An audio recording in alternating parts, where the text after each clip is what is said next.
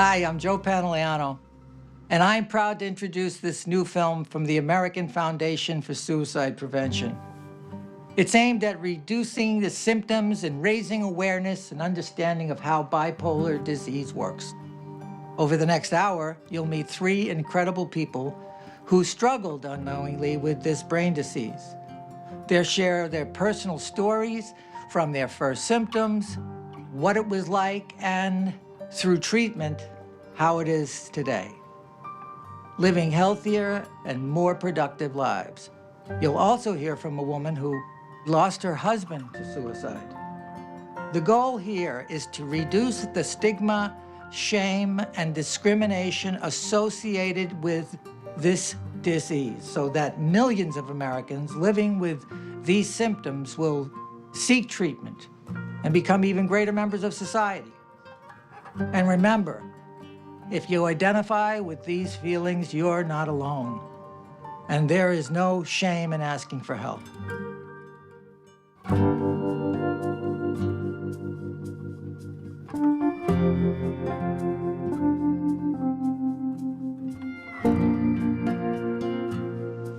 The goal for today's film is to learn about the diagnosis and treatment of a particular mood disorder, bipolar disorder. The overall objective is to help you learn about the diagnosis and the treatment for bipolar disorder and how well people can do when they get the treatment that they need. In psychiatry, there are general categories of illness, and one very important category today we'll be talking about is mood disorders. Now, mood disorders basically have two general categories. There's one category in which people have just episodes of depression that come and go. And then there's another category that not only has episodes of depression, but these episodes alternate with highs or mood swings. And that's completely different. It requires a different treatment, and that's called bipolar disorder. The main thing to keep in mind when it comes to how bipolar disorder presents is that it presents during childhood and adolescence and young adulthood. In fact, 50% of people have the onset of this illness by the age of 14, and 75% by the age of 24. When bipolar disorder most commonly presents with periods of depression. So in the beginning, somebody may not even have the highs. They just have episodes of depression. The reason why that's the problem is that up front, until you start having the mood swings, nobody knows that this is really bipolar disorder. And that's really important because the treatment is very different. The treatment for people who have major depressive disorder is a traditional antidepressant. When it comes to bipolar disorder, we know that the foundation for treatment isn't an antidepressant, it's a mood stabilizer. So it's important to get this right. One of the very unique things about bipolar disorder is that more often than not, it is misdiagnosed and treated as if it's just major depressive disorder. The treatment for major depressive disorder is different than the treatment for bipolar disorder. The diagnosis of a major depressive episode, be it bipolar disorder or unipolar major depressive disorder, is basically the same. The symptoms of major depression are the same.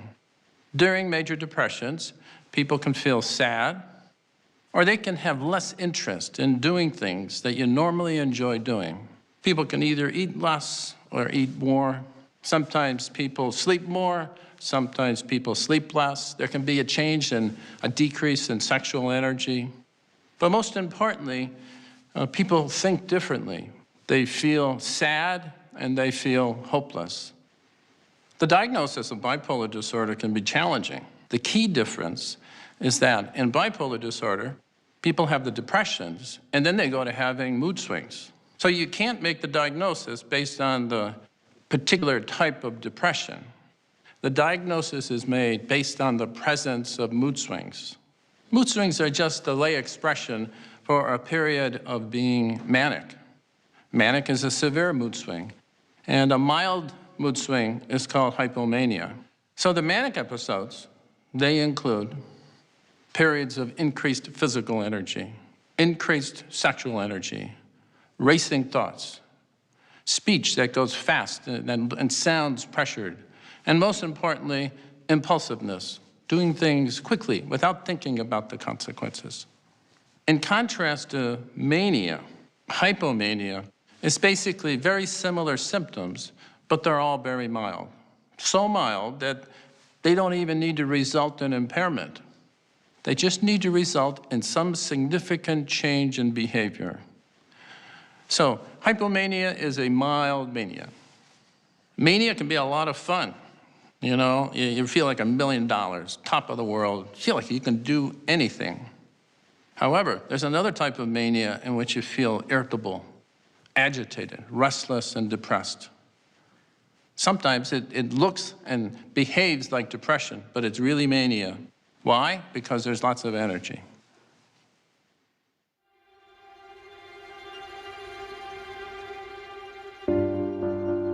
In 1973 is when I had my son. And that's when the signs really started. I was very angry, very abusive, very unsettled about myself. And some people thought it was more so postpartum blues. But as time went on, I knew that it was more than that.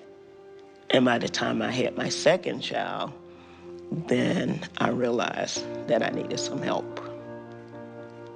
Some of the feelings of anxiety would be a lot of shaking, feeling like you're out of it a lot. You can even wake up in the middle of the night with a panic attack if you're having a bad dream, or sometimes your breathing gets shallow. You get heart palpitations, but you get them really, really bad, and you feel like you're having a heart attack, but you're not. You're having an anxiety attack.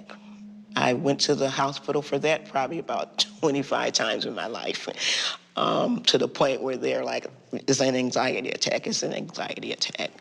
I was very afraid at the beginning. I didn't know what was going on. I didn't know, I felt like I was losing it. I was spending money and doing everything I could do with money and anything else, drinking, smoking. Basically, I would say in the beginning, it's really scary because you don't know what's happening to you. You know who you want to be, but you're not who you want to be at the same time. I got to the point where I knew I couldn't handle it. And I was crying all the time and just a mess. I took my kids to a center for children. I walked them in there and I said, well, I can't handle this. I can't handle the kids anymore. So I have to give them up for a while until I go get myself together. When I was diagnosed with clinical depression, which was not the right diagnosis, they gave me Valium. And in the process of taking the Valium, it really didn't do much. I kind of went up and down, up and down. Then I started getting dependent on it just because it was there for me to take. But it never really, it didn't do anything for me. Valium covered the pain, kept me doped up, and that was it. I went into the treatment center. They got me off of the Valium. They tried different types of medications, which actually made it worse because they was trying to remove the Valium out of my system, so I had to go through a lot. Once you start finding out who you are and going to the doctors and trying to get help, you're still afraid. You're still afraid because you don't know if they can help you. I mean, it's like, you know you can't help yourself, so how is medicine going to help me? You know, I got off medicines a lot of times when the doctor told me, take this, take that, take this. And when I felt like I was feeling better, I stopped taking it. And then I was back on it and ended up in the hospital again. I knew that without the medication, I would not be able to make it. Once the right medications was found, then compared to taking the Valium, it was definitely a release. Once the right medications was found, I knew that I could take care of my children, I could get my life back to normal and work through that.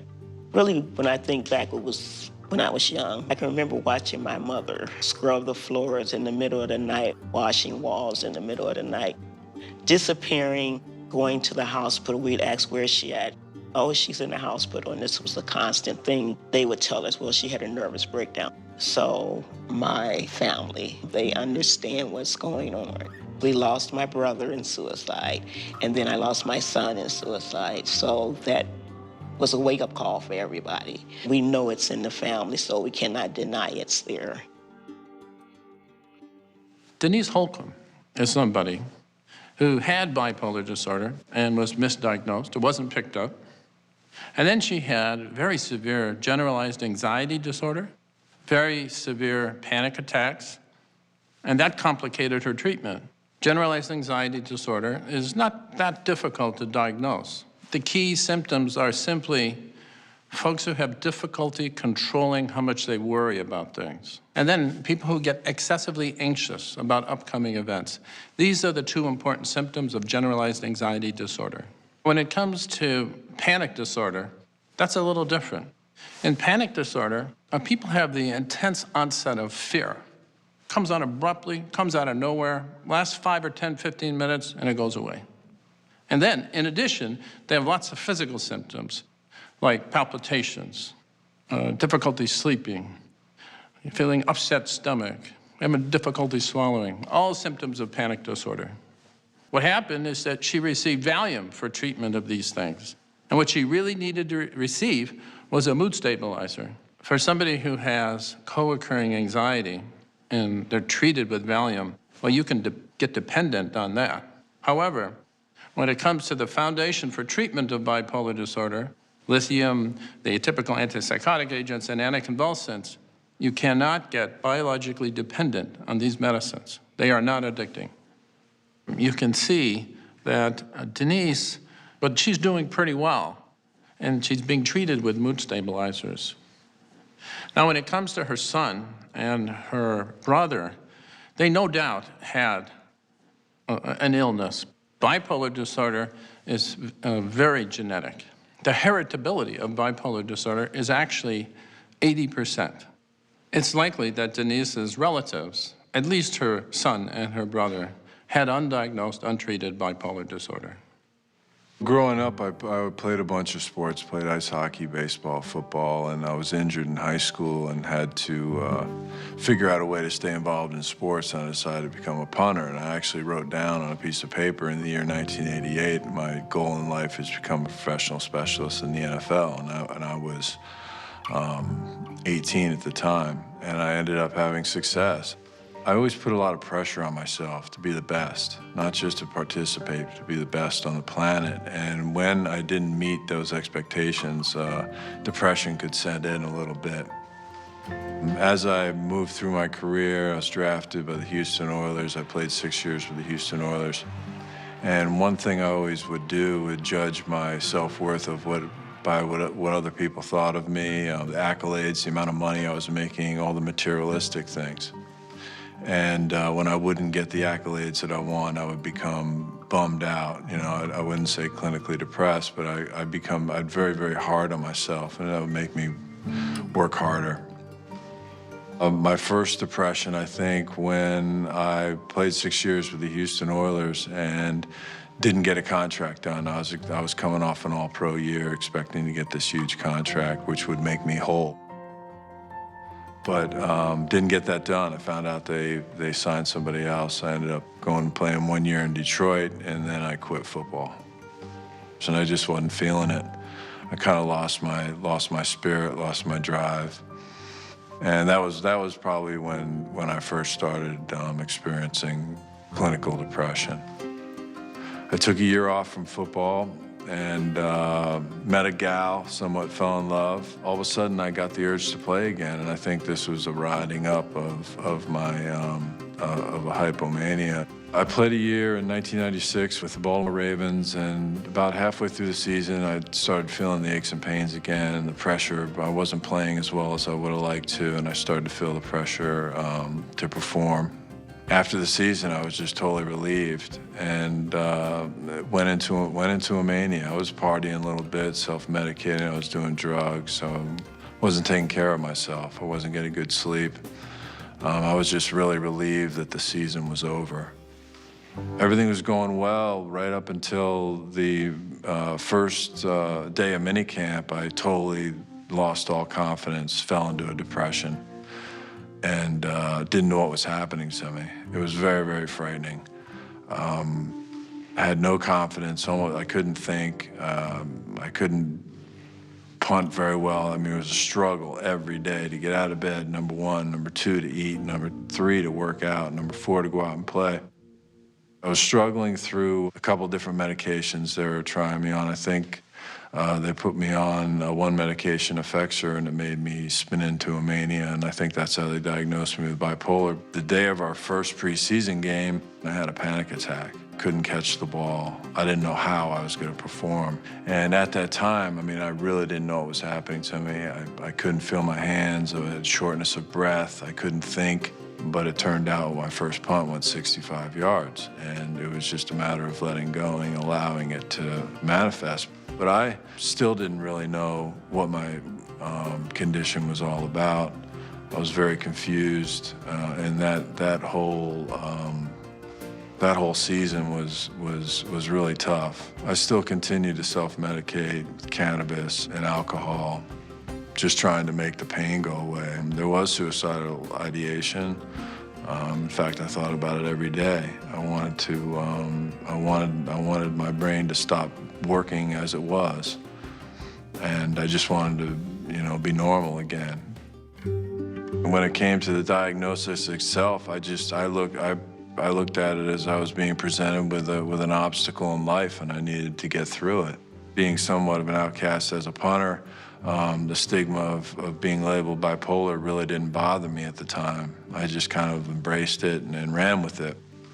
After my mania subsided, I fell into a deep depression, and really I started to experience more anxiety than usual. Hopelessness, it was a separation from reality a little bit. I just really didn't really have a desire to live. Luckily, I had some real good support from my family.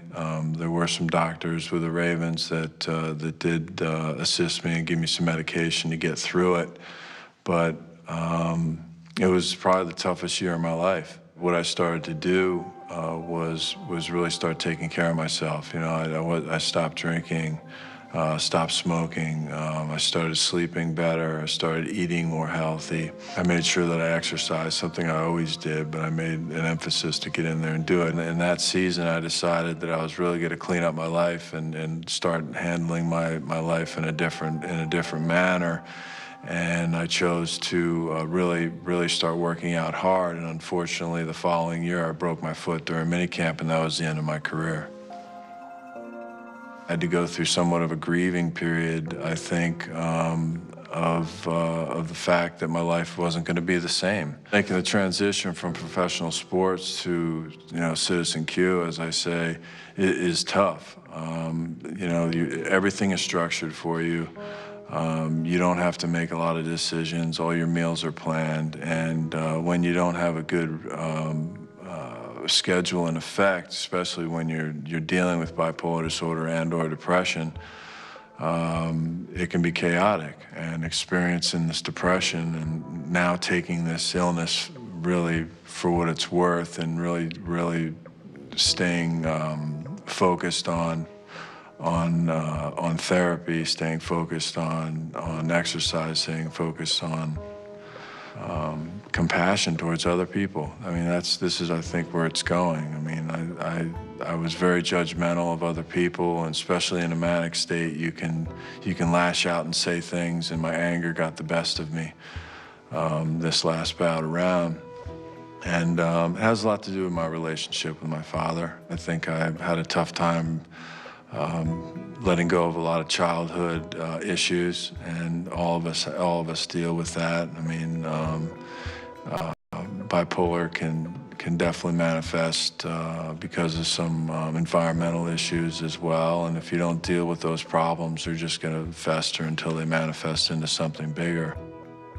One thing about bipolar disorder and depression is that a lot of times we don't notice the actions or the change in moods and change in emotions that we have, and it's good to have family support, a close friend, a boyfriend, girlfriend, or just some peers that can actually help you maybe notice the changes and help you move towards a more healthy way of approaching life. I mean, everybody's going to go through some cycling with bipolar disorder and depression, and having someone there to maybe point that out to you is something that can be very beneficial. Now, Greg is a good example of how somebody can have bipolar disorder and be productive and successful. Greg managed his illnesses well. So just because you have bipolar disorder, that doesn't mean you're not going to be productive or successful. Look at people like Abraham Lincoln, Isaac Newton, Winston Churchill. Lots of people have bipolar disorder, and many of them have been very, very successful. Like most of the folks we've heard from today, Greg is a really good example of how you manage your illness. He talks about healthy living. He talks about exercise, about diet, all the common sense things we all know are important. Well, these things are also very important in bipolar disorder, and he's a wonderful example of this. It's important to recognize how stigmatized patients feel who have bipolar disorder. Now, you wouldn't feel that way if you had heart disease or diabetes. And we actually know now that there are neuroanatomical changes in the brain that go along with bipolar disorder. There are changes in chemistry. Bipolar disorder is every bit of a real illness as heart disease is. It's just this lack of a misunderstanding. These are real illnesses that require real treatments, and people do just as well as the treatment of other illnesses like heart disease and diabetes. I didn't really understand bipolar to its full extent until probably 2007. When I was first diagnosed, I didn't believe it. I had my parents were supportive in my disbelief of bipolar. I didn't take meds. I didn't seek counseling. I coped with it on my own. I used substances to help medicate myself, but I didn't understand the bipolar until it got really, really bad. I had a manic state before my depressed state. For my first episode, it was a lot of drug use. I cheated on my boyfriend at the time. I destroyed friendships. And then I was depressed afterwards when I realized what all I had done. I had a scooter. I was on a motor scooter and I had a motor scooter accident. And I got really depressed after that. Depressed to where I was having suicidal thoughts. And the doctor I was seeing, he didn't know how to treat me correctly. So he recommended that I go to stay in a hospital for a while and see if they could get meds regulated and see exactly what was going on. That's when I first found out that I had bipolar. But like I said before, we did not believe it. We didn't want to believe it. It seemed like a joke, like I was misdiagnosed. No, that couldn't possibly be it. And after that hospital stay, I got sober, and my parents took me to a family practitioner, and gradually he weaned me off of all the psych meds that I was on. And I was fine for a while, probably a year or so, and then I started having episodes again. A huge episode for me is when I have to go to the hospital, when I have suicidal thoughts, homicidal thoughts that I just cannot control, or when they're to a point that they scare me, where I'm worried about what would happen. My episodes were becoming close together, and I could cycle days apart or in the same day. I would be manic in the morning and then depressed at night. It was exhausting because I felt like I was losing myself. I was losing control because I couldn't control myself. I couldn't just be happy. I couldn't just be stable. I was sober for a while, and then when I started to feel myself going into another episode again, I started using again. And when I used daily. It made me feel normal. It seemed to keep me under control more, where it seemed like the psych meds weren't working, but I didn't give them a chance to work. So when I was just using and not on any meds,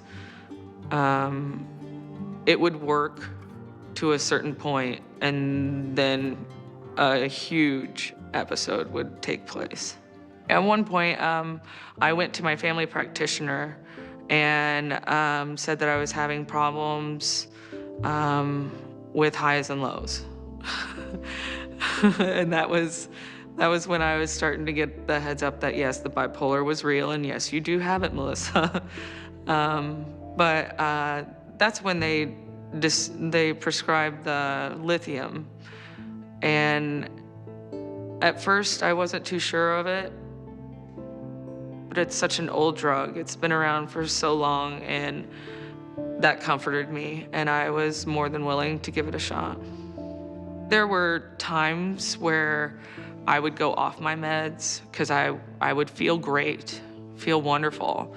And I'm like, you know what? My mom and dad have been praying for me, so maybe they're right. I don't have bipolar anymore. So I would go off my meds, and then an episode would happen, and it's like, okay, I guess I still have it. So I would have to tell my doctor, I'm sorry, I went off my meds again. The last episode I had was terrifying. I had homicidal thoughts, which they started off as I just wanted to hurt the people on the TV that I saw. And then when it started to be that I wanted to hurt people that I actually knew, people in my town, then that's when I knew that something was seriously wrong. Went to my doctor, and that's when he suggested ECTs because I was all over the place. I was manic, I was depressed, and I wasn't getting relief. It wasn't like I would get an episode, then I'd be fine for a while. No, it was episode after episode. It was just continuous. And we did the ECTs. The ECTs were wonderful. Trusting your doctor, because he knows what's best for me. I know that. It was a lifesaver. It got my life back. I became the mom that I wanted to be again. I would recommend it to anybody. The thing that helped me most with my bipolar was not being afraid to try new things, try new medicines. I have a wonderful support system at home. My boyfriend, he's very aware of my episodes, and sometimes he will tell me, hey, you need to check yourself. I think you're cycling. And I stop, and I'm like, okay, yeah, because he's usually right. He's so supportive, encouraging when I feel like the smallest person. He helps and builds me up. I am very open with my daughter. She's my little trooper. She's great support for me. She knows that, sometimes mama gets sick. And usually when I have episodes, she goes and stays with my parents. But she's not far. My parents are my neighbors, so she's never far from me, and I always see her every day. I have a very happy life now. It's right where it needs to be, and it's such a relief after all the trials before, but it's worth it because I'm so happy now. If you want to get well, you'll fight for it. Melissa had a long history of treatment non-response. She got lots of different treatments and it didn't work. And what we can learn from her case is that electroconvulsive therapy, ECT, is a modality that works for treatment of very severe depression. ECT is an abbreviation for electroconvulsive therapy. And what we've learned is that when you induce a seizure, the seizure has antidepressant efficacy. So if somebody has ECT, they go to the hospital, they have an anesthesiologist that administers anesthesia, they go to sleep, and then during the sleep, they have a seizure electrically induced. Now, you would have treatment like this on Monday, Wednesday, and Friday for several weeks, and usually after 6 to 12 treatments, the depression goes away. And the response rates for ECT is actually the very highest response rates. So if somebody has a really severe depression, this is a reasonable consideration for folks who have stubborn, hard-to-treat bipolar disorder. Today we've talked a lot about substance use disorders, about them co-occurring in bipolar disorder. Now there's two types of substance use disorders. There's one type in which people will abuse a substance, and then there's another type in which dependence develops. So abuse is simply any use that leads to impairment in work life or family life or social life. Dependence is a different story.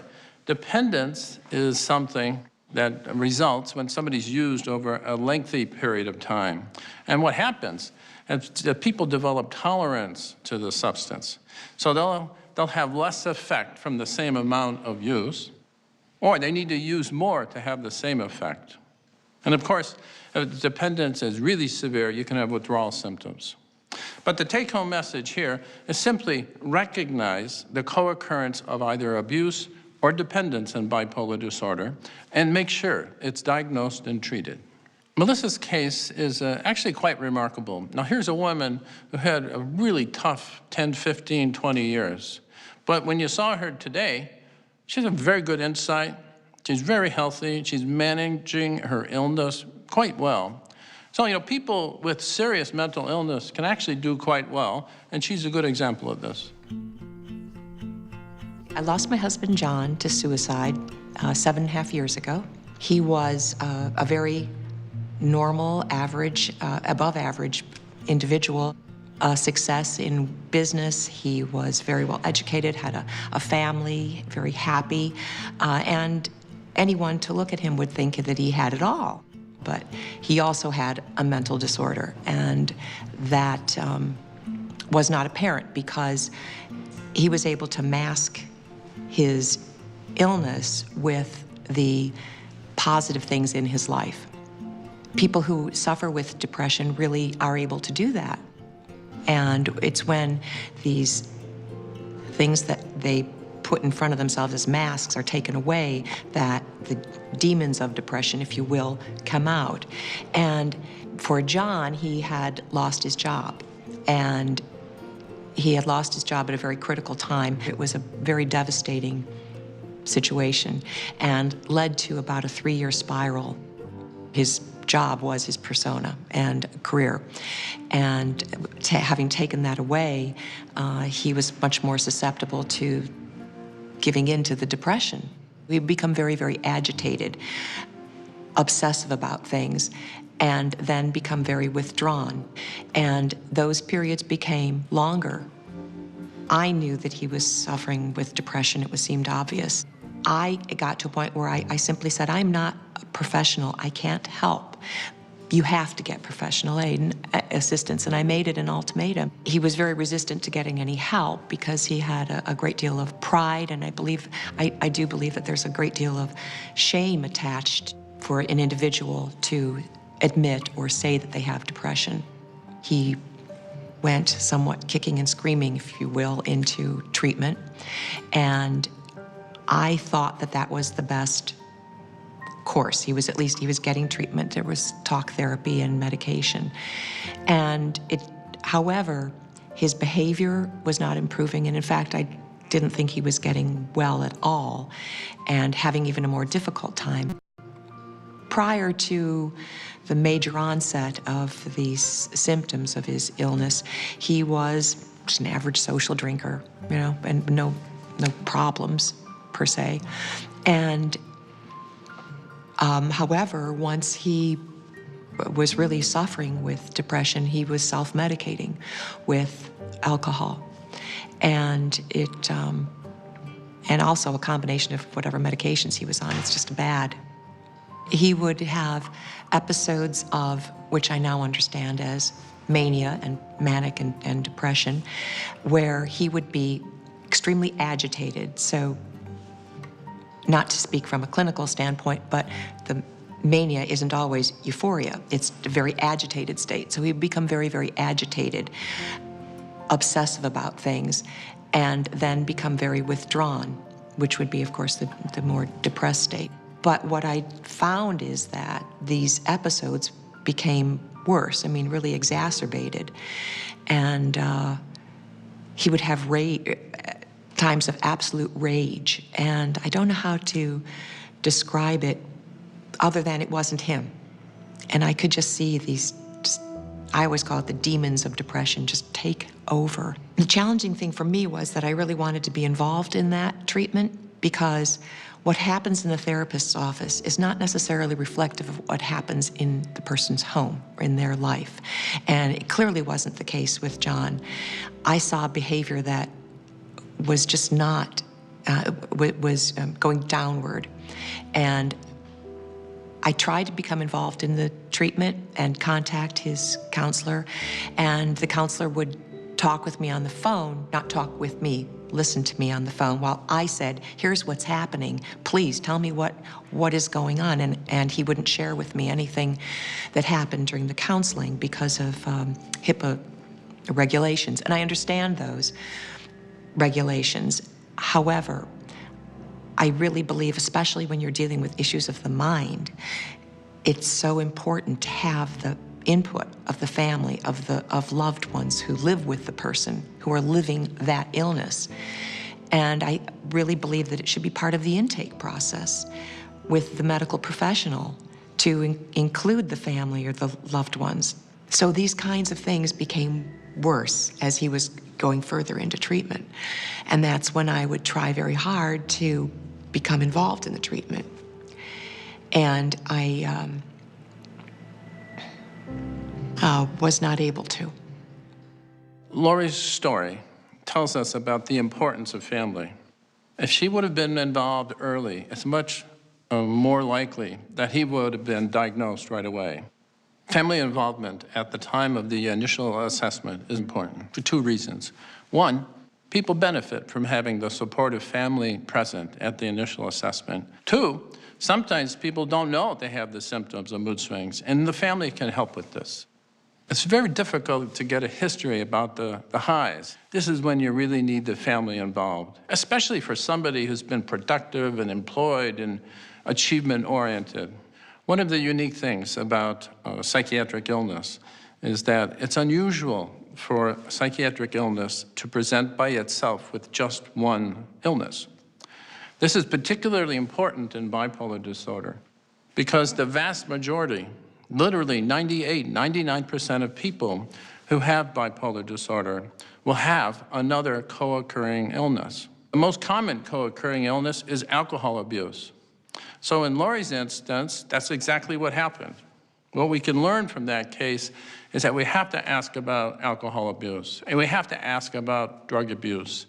And then the third most common co-occurring illness is generalized anxiety disorder, feeling anxious most of the time. When people are thinking about suicide, it's usually because they're feeling down, they're feeling depressed, they're feeling hopeless. However, it's the presence of a problem with alcohol or drugs or anxiety that makes someone who's just thinking about depression make plans to attempt suicide.